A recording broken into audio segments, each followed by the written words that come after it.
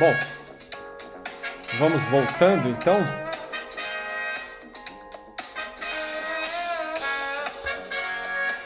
Ainda ouvindo All Night Long, cover aqui de Lala Brass. Vamos voltando então, né? Bom, eu tinha parado aqui mais ou menos quando eu tava falando aqui desse negócio do cache, né? Só relembrando aqui, né, assim, para que serve cache, né? Então, a gente está fazendo acesso a disco, que é uma coisa cara, né, de fazer, demorada, né? E aí a gente, sei lá, acabou de ler lá um pedaço do arquivo, vai ler de novo, a gente não quer acessar o disco de novo, né? A gente quer que o dado que a gente acabou de acessar lá no disco, que ele fique um tempo aqui na memória para, se a gente precisar acessar de novo, aí a gente já pega da memória aqui direto e não precisa descer lá no arquivo de novo, certo? Então faz todo sentido aqui usar o cache. É, certo? E o cache também pode ser usado para escrita, tá? Não só para leitura. Porque você pode falar assim, eu vou escrever um negócio aqui no arquivo, mas não é qualquer bytezinho que eu mexer aqui que eu já quero ir lá no arquivo. De repente eu estou editando vários bytes do arquivo, eu quero acumular um pedaço aqui razoável de operações para depois eu ir lá no disco e executar, né? E atualizar, né, o que está lá no disco, certo? Então o cache serve para isso, né? Aí a gente estava falando aqui dos caches e tal, e acho que esse slide aqui eu não falei, né? Então vamos começar daqui agora. Recuperação, né? Então recuperação é assim, quando o sistema cai, né? Então, tipo, o problema de usar cache é esse, né? Você está usando cache, cai o sistema, e aí, será que faltou atualizar alguma coisa que estava lá no cache e que não tinha sido atualizado ainda no arquivo, né? Ou então eu tenho que restaurar o cache como estava antes, né? Enfim, o que eu faço quando o sistema cai, né? Então, verificação de consistência. Compara dados na estrutura de diretórios com blocos de dados no disco e tenta consertar inconsistências. Porque se bem no meio do... Vamos supor, você estava renomeando um diretório. Aí, tipo, bem no meio dessa operação, caiu o sistema. Bem na hora que estava mexendo lá no disco mesmo, né? Aí, tipo, cai o sistema e vai ficar inconsistente o negócio, né? Se você começou a fazer a operação e não foi até o final, né? Então, então pode dar inconsistência aí na estrutura dos diretórios, enfim. Então você tem que ter mecanismos de verificar essa consistência, tá? Para ver se quando você for subir o sistema de novo, falar, ó, esse diretório aqui ele está consistente? Ou tem algum subdiretório aqui que eu estava tentando renomear bem na hora que caiu o sistema e acabou gerando ali alguma inconsistência. Então tudo isso tem que ser checado aí na hora de subir o sistema de novo, né? Usa programas do sistema para backup de dados do disco para outro dispositivo de armazenamento. Fita magnética, por exemplo. Tá? Então, dependendo do grau de importância dos dados aí que você tem no teu sistema, você vai querer ter um backup, né? Acho que hoje em dia até a gente aqui que é usuário comum, a gente tem backup das nossas coisas. Não em fita magnética, né? Geralmente a gente tem uma HD externa, né? Mas, tipo, sistemas maiores, eles usam fita magnética também, né? Então, o backup aí é algo natural, aí todo mundo já conhece, já está acostumado com isso, né? Recupera arquivo ou disco perdido, restaurando dados do backup. É tipo de coisa que a gente, como usuário comum, faz, né? Na mão, né? A gente faz na mão. Lá é claro que um sistema, tipo, né? Vamos dizer assim, de verdade, ele vai fazer isso automaticamente, né? Ele tem o sistema automático dele de fazer backup e o sistema automático também de recuperação, né? Sistema de arquivos estruturados em log. Sistemas de arquivos estruturados em log registram cada atualização no sistema de arquivos como uma transação. Vocês lembram que a gente já estudou transações, né? Tinha aquela coisa do commit, do rollback, né? Então, e aí tinha a coisa do log, né? Então você logava lá, ó, tô começando essa transação, aí eu vou fazer as coisas, aí tipo, se caiu o sistema e sem ter o commit lá no log, significa que eu comecei a fazer a transação e não terminei, né? Então eu vou ter que fazer rollback, quando o sistema subir, eu vou ter que fazer rollback das coisas que eu tinha feito, né?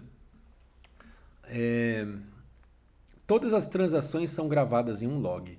Uma transação é considerada confirmada depois de gravada no log, quando deu o commit lá no log, né? Porém, o sistema de arquivos pode ainda não estar atualizado. Aqui no caso é porque, tipo, depende de que commit a gente está falando, né? Porque, teoricamente, o commit aqui seria, tipo, quando você sabe que já atualizou lá no arquivo, né? Então é um sistema que, tipo assim, ele terminou a transação e deu o commit. Tipo, ou seja, o que ele tinha para fazer na memória, ele fez. Mas, tipo, não necessariamente ele atualizou no disco. É um commit meia boca aqui, né? As transações no log são gravadas assincronamente no sistema de arquivos. Quando o sistema de arquivos é modificado, a transação é removida do log. Se o sistema de arquivos falhar, todas as transações restantes no log ainda precisam ser realizadas. Tá? Então ele está descrevendo aqui eu falei meia boca, que eu falei brincando, tá? Porque entendendo melhor aqui o que está sendo dito no slide, é que ele está dizendo que assim, o que eu estava antes chamando de commit, na verdade é assim, o commit, tipo assim, que você quer dizer que a transação já finalizou e já atualizou o disco, aí, tipo, quando isso acontece, a transação ela some do log. Então, o que está no log é assim, eu terminei a transação ou não, né? Pode ser que eu não terminei ainda, isso vai estar no log, né? Porque quando começa a transação eu logo e vou logando tudo que está acontecendo, né? Aí eu, tipo, confirmo a transação, ou seja, terminou todo o fluxo lá que eu queria fazer, só que se ainda está no log, significa que isso não está atualizado no disco ainda, tá? Então, apesar do log ter o commit, esse commit não está dizendo que tipo os dados estão atualizados no disco, tá bom? Porque é o que ele está falando aqui, que é gravado assincronamente, tá? Então tem uma outra thread lá responsável por gravar no disco. Quando terminar de atualizar no disco, aí sim a transação vai ser removida do log, tá bom? Certo? Então, quando você for fazer a recuperação do sistema, aí mesmo que tenha o commit na transação lá, aí você vai entender que assim, beleza, foi feito o commit da transação, mas não foi gravado no disco. Porque, tipo, se tivesse sido gravado no disco, a transação não estaria mais no log. Certo? Agora vamos falar de sistema de arquivo remoto, né? Então, Network File System.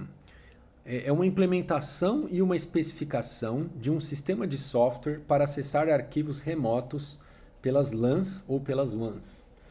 A implementação faz parte dos sistemas operacionais Solaris e Sun OS, rodando em estações de trabalho Sun usando um protocolo de diagrama não confiável, o UDPI e Ethernet. Esse tem uns slides aqui que tem muita letra, né? Estações de trabalho interconectadas, vistas como um conjunto de máquinas independentes, com sistemas de arquivos independentes, permitindo o compartilhamento entre esses sistemas de arquivos de modo transparente.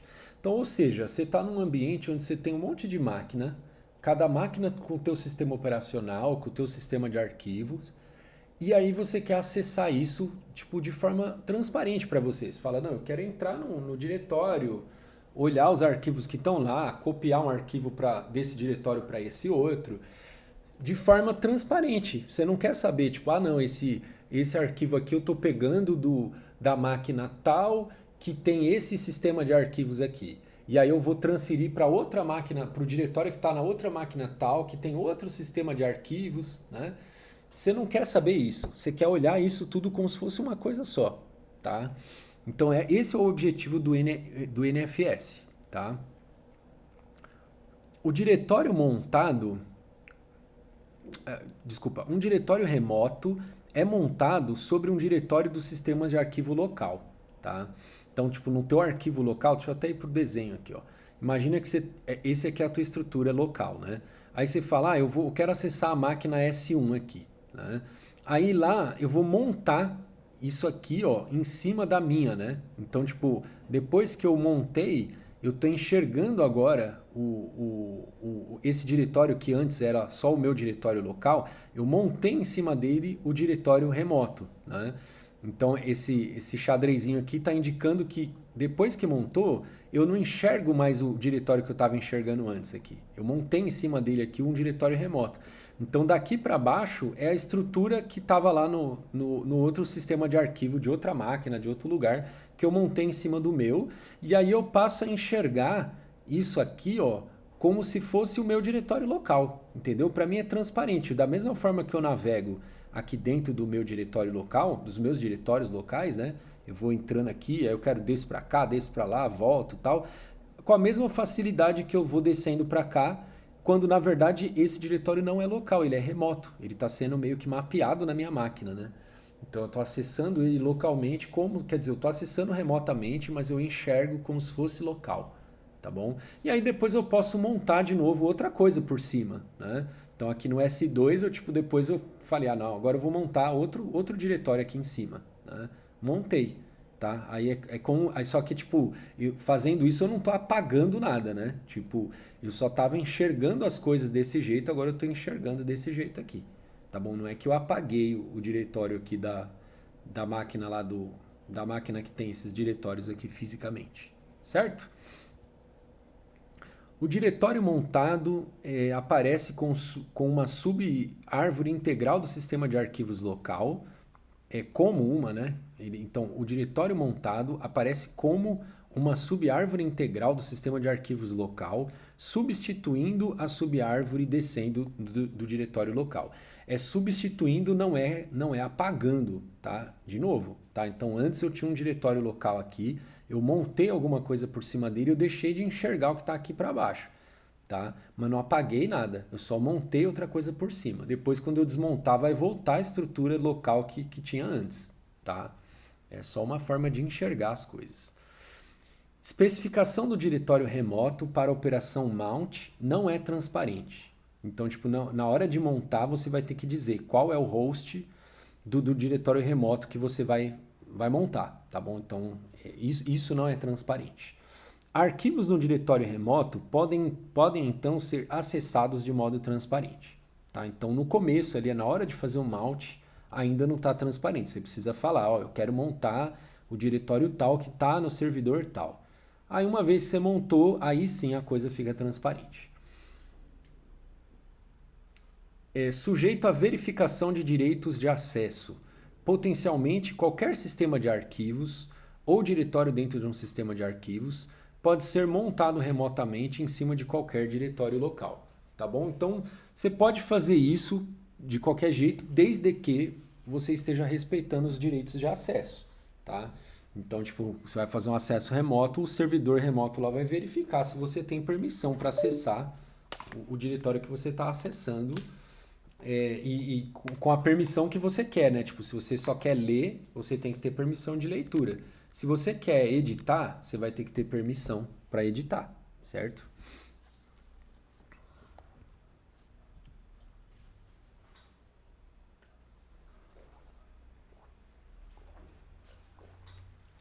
Tomando meu suquinho aqui. O NFS foi criado para operar em ambiente heterogêneo de diferentes máquinas, sistemas operacionais e arquiteturas de rede. Especificações NFS independentes desses meios, tá bom? Então, a especificação do NFS, ela não leva em conta qual é o sistema operacional que você vai usar, qual a arquitetura de rede, não leva em consideração nada disso. Justamente porque ele é feito com esse objetivo de rodar num ambiente heterogêneo e as coisas ficarem transparentes para quem está fazendo o acesso via NFS, certo? Essa independência é alcançada por meio dos primitivos RPC em cima de um protocolo XDR, que é o External Data Representation, usado entre duas interfaces independentes de implementação, tá bom? Então, ou seja, vocês lembram do RPC lá, né, que a gente estudou, né, Remote Procedure Call, né? É chamada remota lá, chamada de procedimento remoto, né? Então, ou seja, tem um código, né, implementado via RPC. Tipo, vocês lembram que o objetivo do RPC era esse, né? Tipo, era você ter comunicação entre processos de forma em ambientes heterogêneos, né? Então, tipo, você fala, eu tô um servidor lá na casa do chapéu que usa um sistema operacional diferente do que eu estou usando, mas eu vou fazer uma chamada remota, certo? Usando o RPC, certo? Então, o RPC ele já tinha esse objetivo para fazer processos se comunicarem, tá? E aí, tipo, aqui no caso a gente está falando de processos que estão gerenciando o sistema de arquivo, tá bom?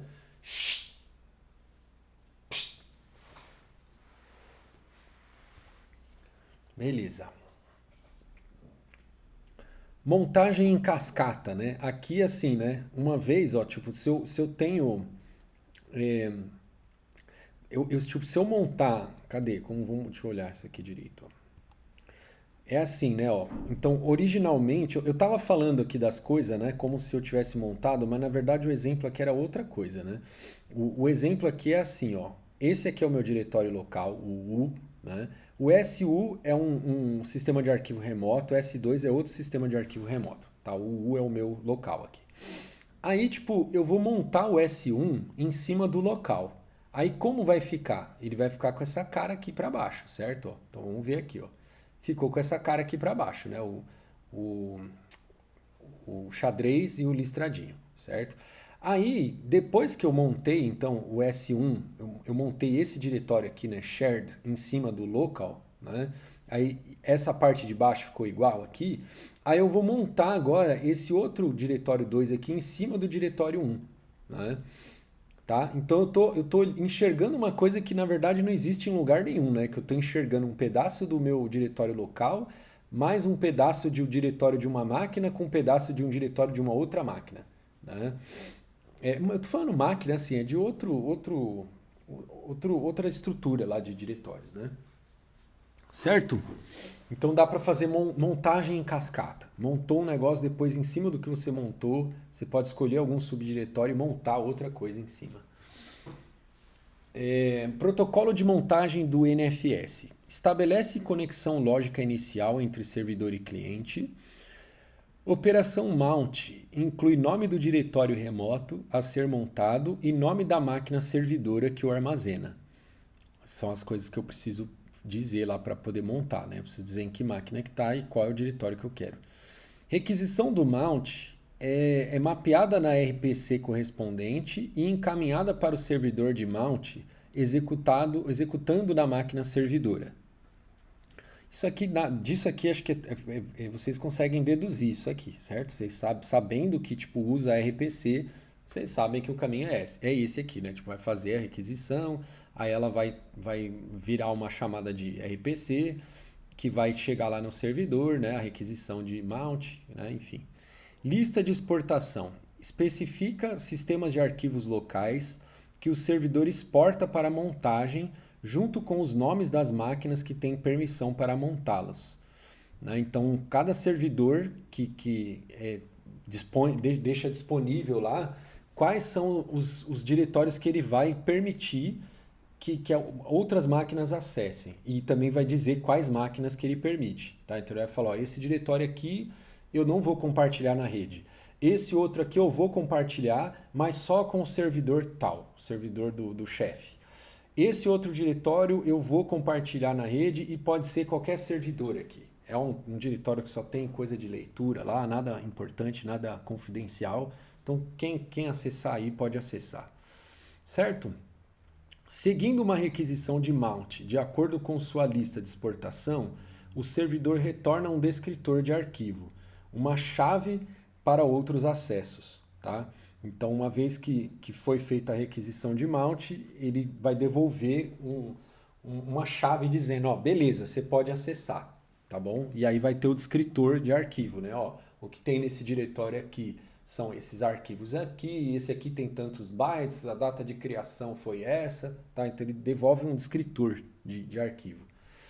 Descritor de arquivo, um identificador do sistema de arquivos e um número de inode para identificar o diretório montado dentro do sistema de arquivo exportado. Não, eu acho que eu falei besteira, né? Essa coisa que eu falei aqui, acho que eu falei besteira mesmo, né? Esse descritor de arquivo não é o que eu tinha falado, né? Ele tem aqui, ó, um identificador do sistema de arquivos e o número de inode para identificar o diretório montado dentro do sistema de arquivo exportado. É só isso, tá? Não tem mais nada, tá bom? Falei bobagem aí. Ou seja, é como se fosse vou fazer uma metáfora aqui, um ponteiro, vamos dizer assim, né? É como se fosse um ponteiro para tipo, te mostrar onde que está o arquivo lá, em qual máquina, né? Em qual endereço que está o diretório remoto. E já tipo, com a permissão de acesso, né? Então, tipo, se você tem essa chave, é porque a permissão de acesso foi dada para você, certo? A operação mount muda apenas a visão do usuário e não afeta o lado do servidor. Isso eu falei já para vocês, né? Protocolo NFS oferece um conjunto de chamadas de procedimento remoto para operações de arquivo remoto. Os procedimentos admitem as seguintes operações: procurar um arquivo dentro de um diretório, ler um conjunto de entradas de diretório, manipular links e diretórios, acessar atributos do arquivo, ler e gravar arquivos, tá bom? Eu não sei se vocês sabem o que é um link, né? É tipo lá no Windows é o atalho, né? Quando você tem aquele atalhozinho que você dá 2 cliques, ele é um link para outro arquivo, né? Às vezes pode ser um link para outro diretório também, né? Então você dá 2 cliques naquele atalho e ele vai para um outro diretório, tá? Então isso que é um link, tá? Dados modificados precisam ser confirmados no disco do servidor antes que resultados sejam retornados ao cliente, tá bom? Então, quando você faz uma alteração, essa alteração precisa de fato acontecer lá no disco do servidor para ele dizer para você que ok, a operação foi executada, né? O protocolo NFS não oferece mecanismos de controle de concorrência, né? Então, tipo, isso é perigosíssimo, né? Porque se tem duas máquinas diferentes tentando acessar o mesmo arquivo que está lá num servidor, pode dar inconsistência, né? Então, isso aí é perigosíssimo, né? 3 principais camadas da arquitetura NFS. Interface de sistema de arquivos do Unix, baseada nas chamadas Open, Read, Write e Close e descritores de arquivo. Chamada do Virtual File System, distingue arquivos locais dos remotos, e arquivos locais são diferenciados também de acordo com seus tipos do sistema de arquivo. O VFS ativa operações específicas ao sistema de arquivos para lidar com requisições locais, de acordo com os seus tipos. Então, assim, né, o Virtual File System, ele tipo, tá preocupado com os arquivos locais. Eu acho que eu vou botar a imagem aqui, né? Na verdade, ó, eu já estava falando besteira, né? Ainda bem que eu botei a imagem. Porque assim, ó, o Virtual File System é a abstração máxima, tá? Então, tipo, essa camada de Virtual File System, ela tá falando para você, amigo, é um sistema de arquivos. Não importa, tipo, se tá local ou se tá remoto, certo? Então, a primeira camada que você vai acessar é a Virtual File System, tá? Que aí para você vai ser transparente. Do mesmo jeito que você acessa arquivo na tua máquina, você vai acessar remotamente, tá bom? Porque você está acessando pela mesma interface. Aí aqui ela vai fazer a distinção entre chamadas locais ou chamadas remotas. Então, dependendo do diretório que você está querendo acessar, ele vai falar, esse diretório é remoto. Ah, então é remoto, então quem tem que cuidar disso é o NFS. Tá? Se for local, aí ele passa para o sistema de arquivos local. Tá bom? E inclusive ele pode ter vários tipos diferentes de sistemas de arquivo locais, tá bom? Então, tipo, certo? Então, ou seja, essa interface aqui é a abstração maior de todas, tá? Aí, tipo, filtrou aqui em se era uma chamada remota, ele vai cair para o NFS, que aí vai ser feita a chamada pelo RPC, né? Usando o protocolo XDR, né? Aí vai chegar no lado do servidor lá, ainda na camada NFS, tá? Aí da camada NFS, ela vai jogar para a camada da Virtual File System, porque tipo, o NFS, ele não pode cuidar de falar assim, se você quer acessar o sistema de arquivos Unix, faz de um jeito. Se você quer acessar o outro sistema, faz de outro. Isso aqui não é da alçada do NFS. Então, tipo, quando chega do lado do servidor, ele precisa subir aqui para a camada de Virtual File System, que essa é a camada genérica, que aí ela vai distinguir aqui qual é o sistema de arquivos que é necessário usar e vai encaminhar para o sistema de arquivos correto. Tá bom? Então o fluxo todo é esse aí. Então acho que eu não vou nem ler isso aqui, tá? Porque a explicação ali é a explicação da imagem. Tradução de nome de caminho do NFS. Realiza dividindo-se o caminho em nomes componentes e realizando-se uma chamada de pesquisa do NFS separada para cada par de nome de componente e vnode de diretório. Tá? Porque, tipo, quando você vai, como é que se diz assim? Quando você está num diretório local, ele tem aquela estrutura de ter um nome, barra, outro nome, barra, outro nome, barra, outro nome. E aí, tipo, você sabe que esse barra é tipo assim, você está num diretório, aí você entra no subdiretório tal, que entra no subdiretório tal, e assim vai. Né? Agora, quando esse nome do caminho ele pode ter algo remoto, aí, tipo, no meio disso aí vai aparecer lá dizendo que ó, esse diretório é remoto, ele está no vnode tal, né? E ele é o diretório tal do vnode tal, né? Então, tipo, na hora de traduzir esse nome, né? Aí, tipo, isso precisa ser verificado aí, tá? Pelo NFS, tá bom?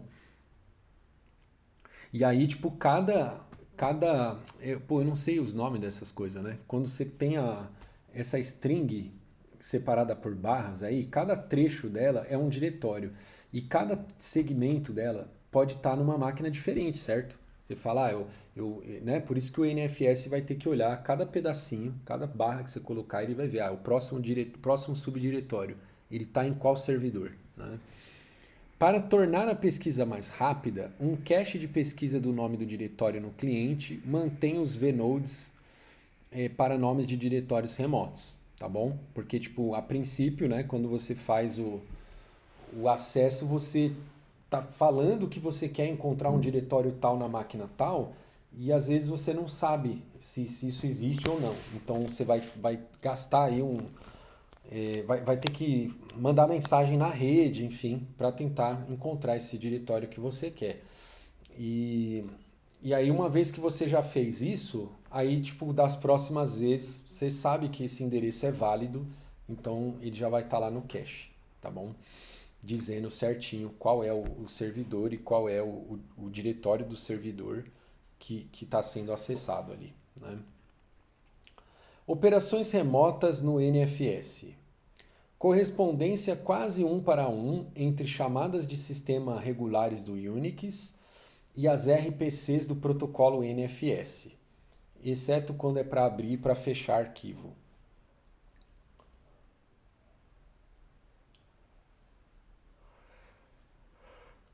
Então ele está dizendo que as chamadas NFS elas são tipo, praticamente idênticas às chamadas remotas ali do Unix, tá bom? NFS adere ao paradigma de serviço remoto, mas emprega técnicas de buffering e caching por questão de desempenho. Cache de blocos de arquivo. Acho que quando é muito fácil eu não vou explicar não, só vou ler. Tá? Acho que essa frase aqui já é autoexplicativa. Cache de blocos de arquivo. Quando um arquivo é aberto, o kernel verifica com o servidor remoto se deve apanhar ou revalidar os atributos em cache.